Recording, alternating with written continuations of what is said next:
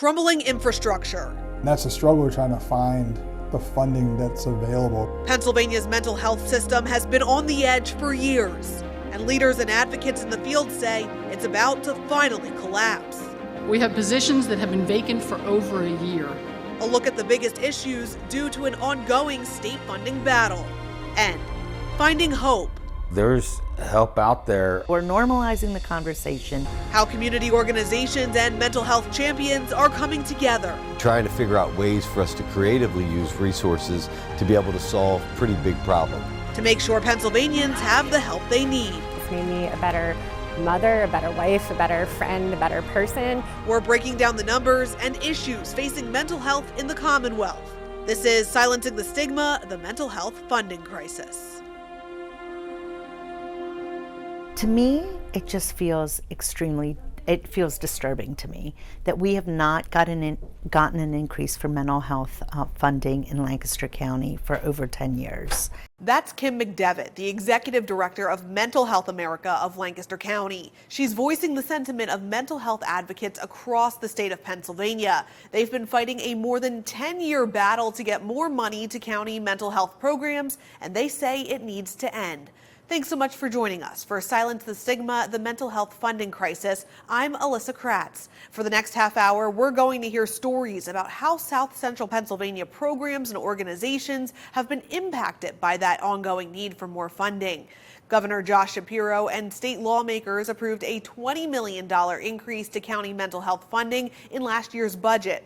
It's the first increase of money those services are seeing since funds were cut by 10% back in 2012. They're proposing the same increase this year. However, mental health advocates say it's not nearly enough. And without serious investments, the system is on the brink of collapse. Tonight, Fox 43's Amy Lutz explains just how deep the blow goes for those organizations on the front lines of what's for years been described as a mental health crisis and how they're getting by on their own for now. Worker shortages and battling high costs. People are leaving the mental health field because they're just not making enough. And they're closing programs in Lancaster County because there isn't the funding. It's something people have become familiar with hearing since the COVID pandemic in 2020. At least 152 million people across the country live in a mental health workforce shortage, according to the most recent data from Mental Health America, with Pennsylvania ranking 33 out of 51 when it comes to the number of people seeking treatment from providers. I deal with depression, and I wanted to get into counseling, and it's an 18-month wait. I didn't want to wait 18 months. Mark Kuzner from York County is one of the Pennsylvanians that had to deal with the trickle-down impacts of the budget battle. He says when he first heard about the potential wait to get help, he felt helpless. A lot of pressure on me, a lot of pressure on my wife and daughter, because of my mood swings. However, Mark didn't have to wait that long. When somebody identifies they need help, they need it now. He found help in the Building Bridges for Brianna therapy program. Launched in September of 2023, people can get 3 free therapy sessions almost immediately. Then each session is $35 until the person is able to get into permanent treatment. We don't get any funding from the county, from the state, federally. It's all donor-based. Something the group's founder and president says he has continued to fight for because he doesn't want anyone to experience the same pain he had too when his then 15-year-old daughter Brianna died by suicide. She wanted to help people that was dealing with the same things that she was going through at that time. So to actually be able to see it happening, it just moves me because she's here. It's a battle that all goes back to money. We need to build a concrete infrastructure and system to address the mental health needs. I wouldn't want to rely on the community members forever to put this on, but to find the funding that's available is very hard to do the niche thing that we're doing. Dorgan says Building Bridges for Brianna has just expanded its operations. Before, the group could only help York County residents through its therapy program. Now it can accept all Pennsylvanians, and they can even do telehealth appointments. We've got more information on that right now on fox43.com. And mental health is on the table as talks regarding the state's budget continue in Harrisburg. Fox 43's Marshall Keeley explains how much money the governor wants and why one organization believes it's not nearly enough to tackle the problem.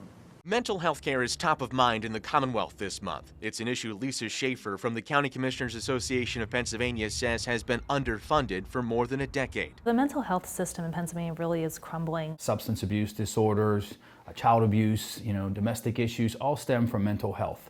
Republican Representative Jim Struzzi is co-chair of the Pennsylvania House Mental Health Caucus. He works alongside Democratic co-chair Representative Michael Schlossberg, who knows the value of mental health treatment personally. I see a therapist on a regular basis. I've been suicidal, and I know just how bad that darkness can be. Schlossberg says there aren't enough places to find that treatment in Pennsylvania or enough professionals to provide it. Biggest crisis in mental health, bar none, is lack of people who are in this field, because you can know you need help, have the insurance to cover that assistance, or have the cash to do it, and if there's nobody to answer the phone, it's all kind of irrelevant. Schaefer says it's leading to lengthy wait times, some patients telling her they couldn't get an appointment for 6 months. Last year's budget included an additional $20 million for county mental health funding, and the Shapiro administration proposed another $20 million increase for this year. But Schaefer says it won't be enough to cover the gap. We've seen rising costs, the same as everybody else, in our workforce and our operational costs, and that $20 million will generally help us to keep things status quo. While appreciated, it's really just a drop in the bucket to addressing the need that we are seeing out there in Pennsylvania. That's why the County Commissioners Association is asking the state for a $250 million increase to help improve services. It would be funneled through the state's funding formula and split amongst Pennsylvania's 67 counties. I think it's a realistic number. I have asked the County Commissioners Association to show us how that money would be used. Schlossberg seemed to doubt the $250 million could come in a single year, saying it will take time to boost the state's system. In order to address it, we need to build a political will to say, you know what, I want to spend money in that area. I don't care what it takes. It's not just funding. Lawmakers say the state needs to reassess its mental health system and work with providers to get Pennsylvanians the care they need. It is a problem that we need to take a big picture, long-term view of. We need to invest dollars to create more programs, more beds, and more access to care. Mental health really makes our community safer, and it gives people opportunity. It helps get people back into the workforce, and so I think that's something that we can all agree on. Marshall Keeley, Fox 43 News. In a matter of months, a regional behavioral health crisis walk-in center is set to open right here in South Central Pennsylvania. Here's the latest on the endeavor that's expected to fill a much-needed gap in mental health resources. Later this year, this building on Harrisburg's South Cameron Street will become home to a unique partnership between 3 counties in South Central Pennsylvania. That instead of pointing fingers, we're coming together and trying to figure out ways for us to creatively use resources to be able to solve pretty big problems. The problem Dauphin County Commissioner George Hartwick is referring to is the mental health crisis that's exploding across our region and nationwide. There's an enormous need that exists here in Cumberland County as well as Dauphin County and Perry County. So there was a real effort to try to come up with a combined solution. The solution? A 24/7 regional behavioral health crisis walk-in center where people from all 3 counties can receive treatment even without an appointment or health insurance. There will be psychiatrists there, there'll be social workers there, there'll be mental health professionals there to be able to help them get their needs met, and then there'll be also people with lived experience. The walk-in center will also have mobile crisis units. These will allow mental health services to be deployed to other parts of the 3-county region, like here in Carlisle. We fully anticipate that those the crisis teams are going to be heavily utilized. We'll have to be evaluating their use and then upscaling as needed. The goal is to relieve the current strains on emergency rooms and law enforcement, which many times find themselves responding to situations they may not be equipped for. When people leave the emergency room without being effectively connected to treatment, that sets the stage for the recycling all over again. The walk-in center is expected to open its doors by the end of November. Mental health behind bars. Those in prison are often one of the most overlooked groups for mental health care. After the break, we hear from a former inmate on the impact jail can have on one's mental health and how funding is affecting inmates in the Commonwealth. The people inside Pennsylvania's prisons are an often overlooked group when it comes to mental health resources. Fox 43's Logan Perrone shares the story of a former inmate's experience with mental health struggles and how funding is fighting against positive change in the Commonwealth. For 3 decades, Keith Smith sat behind bars. And I went to penitentiary at a real young age. He says what was once a chance for a fresh start is now a road to an unhealthy state of mind. They're locked up 23 hours a day. What is that doing to somebody's psyche? You got them in a cage for 23 hours. What all types of crazy thoughts come to your mind? You don't keep a dog locked up like that. During Smith's time in prison, he says there were more opportunities to learn trades and skills that would translate to a better life on the outside. He thinks communities today don't benefit from the current system. They coming back a worse person than when they went, because you keep damaging yourself. You're not improving yourself. There's no way you're improving yourself just sitting around looking at the wall. The Pennsylvania Department of Corrections declined to speak with us about how they tackle mental health. According to its website, recent changes include specialized treatment units for offenders with serious mental illness and out-of-cell options. However, lack of funding across the state puts a ball and chain on progress. The resources that are available statewide and supplemented by counties is not sufficient to meet the need. In Cumberland County, Commissioner Gary Eichelberger says the system needs to change, as more than half of the county's inmates are classified as having a behavioral health issue. Our prison, like other prisons, county prisons, has become perhaps the largest treatment facility in the county, which it's not really equipped to do. And it's not just a Pennsylvania problem. Data from the American Psychological Association shows 64% of jail inmates, 54% of state prisoners, and 45% of federal prisoners have reported mental health concerns. They also say half of the U.S. jail population and more than a third of the U.S. prison population have been diagnosed with a mental illness. With correction systems stuck with the status quo, outside organizations like Breaking the Chains are left to step up and provide people those resources. They don't have the things that they need in order for them to get the treatment and take care of themselves. Dr. Kevin Dolphin founded the organization and addresses inmates' mental health in his book, If These Prison Walls Could Talk. In his words, changing a person's irrational thoughts, beliefs, and ideas, I feel, are one of, if not the main keys to solving our problem of over-incarceration. But we need the type of prisons that's going to help restore individuals to come back out to be proper, tax-paying, productive citizens. Smith believes that starts with breaking the stigma on the streets. I'm not afraid no more, and a lot of others is not willing to accept help because of the stigma. It all starts with the stigma, though. Yeah, the stigma, yeah. Logan Perrone, Fox 43 News.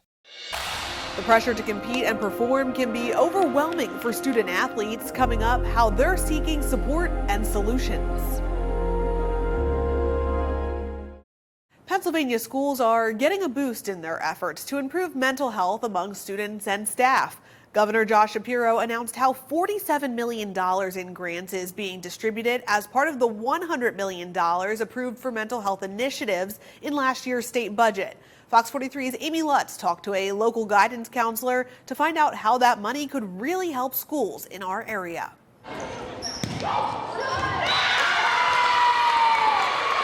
Success for students on the court often includes a sound mind, body, and soul off the court.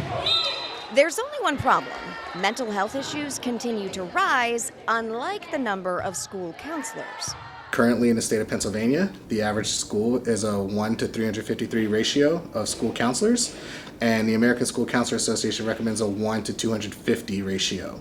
Susquehannock High School guidance counselor Matthew Shervington says there are simply not enough of them to address the growing need of students' mental health.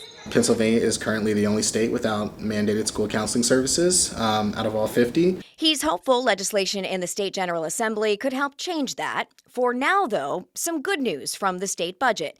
$47 million in competitive school safety and security grants to improve safety, security, and mental health supports for students and staff at schools across the state.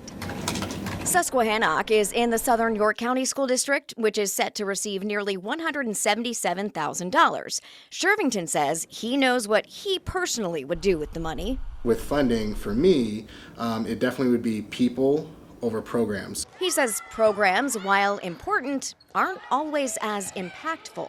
Programs are great, but if you find people who talk about their high school counselors or their high school social workers that may work with them, you'll find that they primarily remember them for the good reasons and the impact that they made. Shervington says many school districts are often forced to operate with only one social worker. Susquehannock was one of them until just a few years ago, when outside funding allowed them to hire 3 more.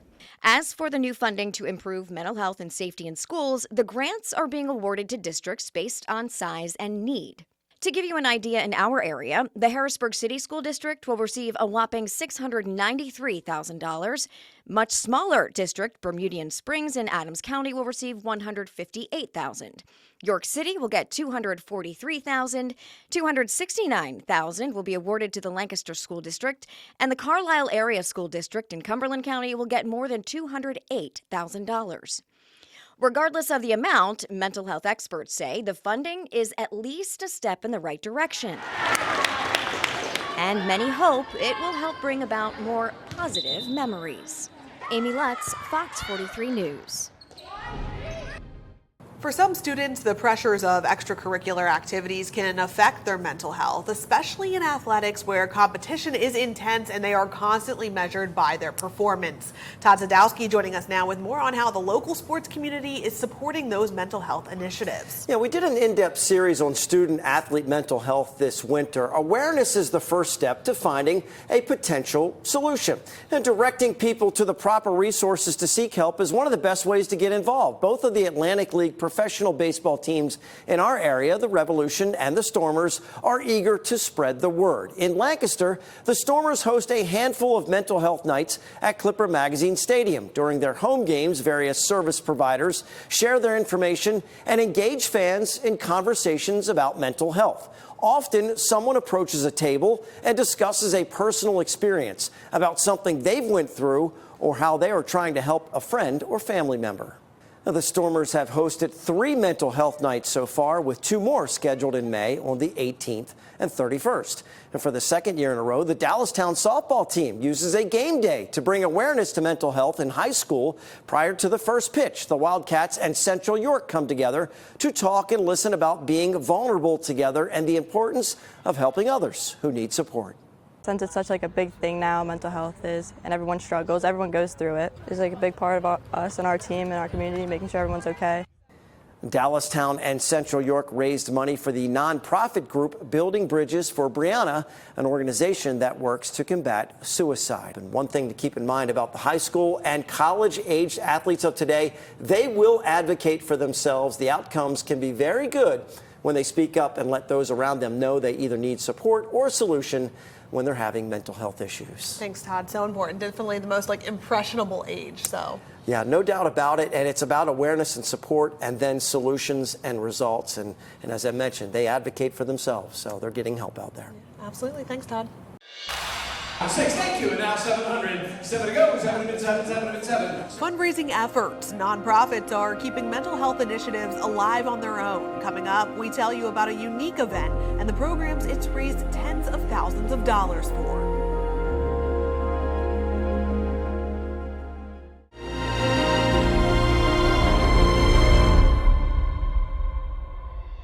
Nonprofits are finding ways to keep mental health-based programs afloat on their own. Touchstone Foundation is one organization that's focused on youth mental well-being in Lancaster County. And the annual Feast of the Senses is a fundraiser that has food stations to correspond with each of the 5 human senses and Touchstone's programs. As Fox 43's Amy Lutz shows us, it's one of the biggest nights of the year for the group. Well, welcome, everyone. We are going to have a great time tonight. Feeding the body and and the soul. I always get teary when I talk about it, but I like believe in Touchstone like so much. The Feast of the Senses is Touchstone Foundation's biggest night of the year, raising tens of thousands of dollars So it's $700. Thank you very much. for 5 mental health-based programs. I'm at the Butter Station where the Rise Above Youth Summit is stationed. We talk about mental health with the youth. Rise Above has just kind of been like a place for me to kind of expand on my knowledge upon mental health and like the importance of it. I didn't know much about it before, about like how important my mental health was to me. Whether helping families pay for therapy appointments, getting people to enter the behavioral health workforce through its scholarship program. I actually got involved with Touchstone with their mental health access assistance program. Found out about the scholarship program, so I had applied for the scholarship and got it, and now I graduate on Saturday. Or just stressing the importance of mental well-being to kids in Lancaster County. I've learned a lot of concepts like, you know, gender identity, kind of just like racial aspects and all those type of things that people wouldn't necessarily think involve your mental health. Like it's not just the generic like anxiety or depression. There's a lot more intricate things that go into it. People at the Feast of Senses say it's a one-of-a-kind event benefiting an organization that truly cares about the community it serves. You feel the energy of like everybody that cares about mental health. In total, Touchstone was able to raise nearly $94,000 for its 5 programs at the event. Organizers say they're already starting to think about next year. And that's going to do it for Fox 43's special program, Silence the Stigma, the Mental Health Funding Crisis. Thanks so much for joining us. If you or someone you love is experiencing a mental health crisis, remember you are not alone. The number to the Suicide Crisis Lifeline is 988. You can also find a list of mental health resources throughout South Central Pennsylvania counties on our website, fox43.com. Have a good night.